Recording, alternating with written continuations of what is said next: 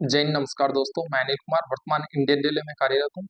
और दोस्तों फाइनली आपका आई थिंक पीईटी का तैयारी भी चल रहा होगा। बहुत सारे कैंडिडेट मेरे पास मैसेज भी कर रहे थे गुवाहाटी जोन से कि भैया हमारा पीईटी का तैयारी चल रहा है, लेकिन फाइनली एक बार आप कट ऑफ बता दीजिए 2019 की वैकेंसी, फॉर्म पर सीट कॉम्पिटिशन जो 2019 में कट ऑफ रहा था उसके हिसाब से, और जो 2024-25 की वैकेंसी है, फॉर्म है, पर सीट कॉम्पिटिशन है, सभी डाटा के एनालिसिस के बाद में भैया आप एक बार गुवाहाटी जोन का कट ऑफ और बनाइए। तो दोस्तों हम लेके आए हैं गुवाहाटी जोन का कट ऑफ। इस वीडियो में बात करेंगे जो आपका गुवाहाटी जोन है उसका कट ऑफ कितना रहेगा। मैं सिर्फ डाटा के आधार पे बात करूंगा, यानी कि एक्चुअली में जो फैक्ट है उसी के आधार पे बात करूंगा। हो सकता है ये वीडियो को देखने के बाद में आपको बुरा भी लगे, क्योंकि कट ऑफ कुछ इसी रेंज में रहने वाला है। तो मैं एकदम फैक्ट डाटा के आधार पे बात करने वाला हूँ। तो आपको वीडियो अच्छा लगे ना तो वीडियो को लाइक जरूर कीजिएगा, चैनल को जरूर से जरूर सब्सक्राइब कीजिएगा। टेलीग्राम चैनल का लिंक डिस्क्रिप्शन में, उसको भी ज्वाइन कीजिएगा। जो भी आपकी समस्या है डायरेक्ट आप टेलीग्राम चैनल पर डीएम करके पूछ सकते हो। और पीईटी कैसे करना है, सैलरी कितना आता है, ऑलमोस्ट सारी चीजों की वीडियो डिस्क्रिप्शन में चॉइस के अनुसार आप देख सकते हो कि आपको किस चीज की नॉलेज चाहिए। डिस्क्रिप्शन में ऑलमोस्ट सारी वीडियो डली हुई है। तो मैं बात करता हूँ यहाँ पर RRB group D Guwahati zone cut off 2025 की। तो आप वीडियो में अंत तक बने रहिएगा, देखिएगा कैसे कैसे हम एनालिसिस करते हैं और फाइनली आपके अच्छे से समझ में आएगा। टोटल वैकेंसी की मैं बात करूँ तो 2048 वैकेंसी है। और टोटल फॉर्म की यदि बात करें ना तो 2048 वैकेंसी के लिए 10,72,841 कैंडिडेट ने यहाँ पर फॉर्म का आवेदन किया था। उस हिसाब से देखें तो कंपटीशन लेवल पर सीट के हिसाब से यहाँ पर 523 कैंडिडेट निकल के आ रहे हैं, यानी एक सीट फाइट करने के लिए 523 कैंडिडेट यहाँ पर फाइट कर रहे हैं। ये है हमारा जो टोटल फॉर्म आवेदन हुआ था उसी के हिसाब से। लेकिन एग्जाम अटेंडेंस को 65 मानकर यदि हम निकाले पर सीट कॉम्पिटिशन, तो उसके हिसाब से पहले 10,72,841 कैंडिडेट का 65% कैंडिडेट एग्जाम में अटेंड रहे तो उनकी संख्या होगी 6,97,346, यानी कि लगभग 10,72,000 में से 65 का आप डाटा निकालोगे तो जो एग्जाम देने वालों की संख्या आएगी वो आएगी 6,97,346, यानी कि 6,97,346 कैंडिडेट ने आपका एग्जाम दिया। तो उस हिसाब से यदि पर सीट कॉम्पिटिशन की मैं बात करूँ तो एक सीट के लिए 340 कैंडिडेट यहाँ पर फाइट कर रहे हैं। आई थिंक यहाँ तक आपको समझ में आ गया होगा। और हम यहाँ पर बिल्कुल बेसिक से चल रहे हैं, आप खुद समझ पाओगे, आपको खुद अच्छा लगेगा। पेपर का लेवल मैं हर वीडियो में बात कर रहा हूँ कि पेपर का लेवल ऐसा है। वो क्यों बात कर रहा हूँ, क्योंकि वेरी वेरी जो इम्पोर्टेंट है, जो इम्पोर्टेंट बात है वो आपका यही है। पेपर का लेवल इजी टू मॉडरेट रहा था 2022, लेकिन 2025 में ऐसा नहीं है। जो आपका पेपर का लेवल है वो मॉडरेट टू हार्ड रहा है। जो आपका मैथ है, रीजनिंग है, वो मॉडरेट थी, लेकिन जो जीके जीएस करंट अफेयर्स वगैरह थोड़ा बहुत साइंस भी इसमें इंक्लूड है वो हार्ड लेवल की थी।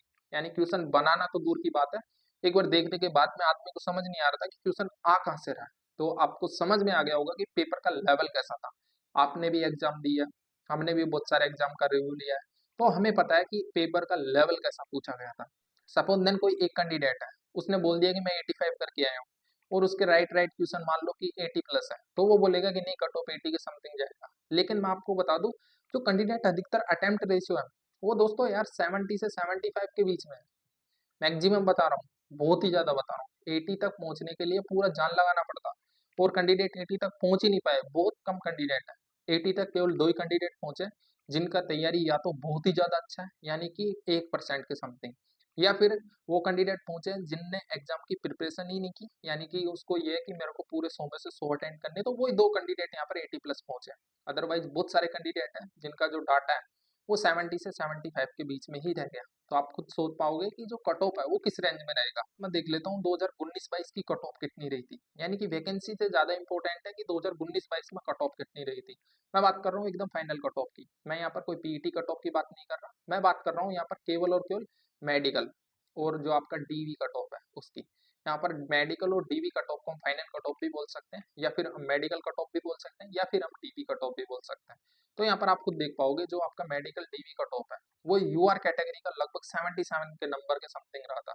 और नॉर्मलाइजेशन काफी अच्छा खासा हुआ था, तो इसलिए भी थोड़ा कट ऑफ ज्यादा गया था। और पिछली बार यहाँ से कैंडिडेट ने बहुत कम यहाँ पर, मतलब ये परसेंट कॉम्पिटिशन बहुत ज्यादा था।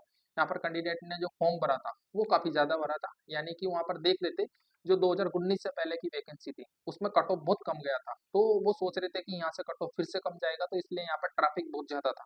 तो कंपटीशन लेवल ज्यादा होने के कारण यहाँ पर पिछली बार जो कट ऑफ है वो बहुत ज्यादा चला गया था। ओबीसी का 72.22, एससी का 67.39, एसटी का 57 के समथिंग यहाँ पर कट ऑफ रहा था।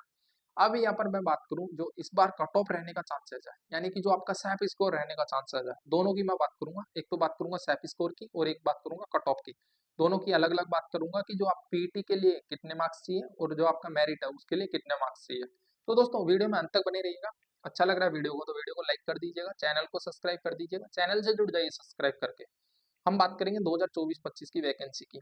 तो आपका जो 2024-25 का जो वैकेंसी है उसमें वैकेंसी की बात करूँ तो 2048 टोटल पोस्ट है। काफी अच्छी खासी पोस्ट है, ऐसी ये नहीं है कि पोस्ट नहीं है।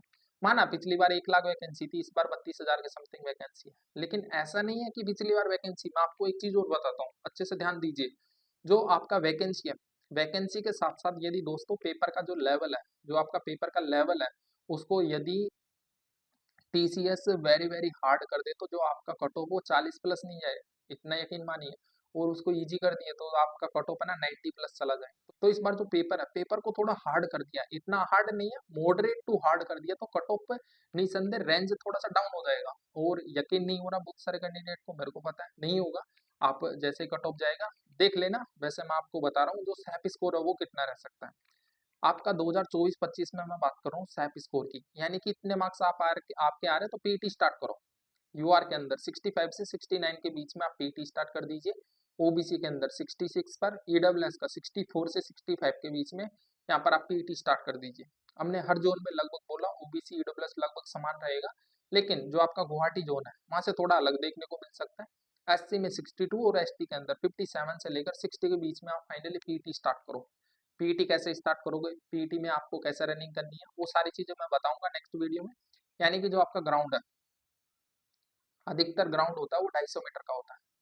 और 250 मीटर के ग्राउंड में आपको 4 यानी 4 राउंड लगाने पड़ते हैं, जब जाके आपका 1 किलोमीटर होता है। तो इसको आप कैसे कैलकुलेटिव करोगे, फर्स्ट राउंड को कैसे लगाना, सेकंड को कैसे लगाना, थर्ड को कैसे लगाना और फोर्थ को कैसे लगाना, क्योंकि ये भी एक कला होती है। ऐसा नहीं फर्स्ट राउंड में यदि आपने स्पीड तेज बना ली रनिंग करने की तो आप सेकंड राउंड में बिल्कुल यहाँ पर मतलब थक जाओगे।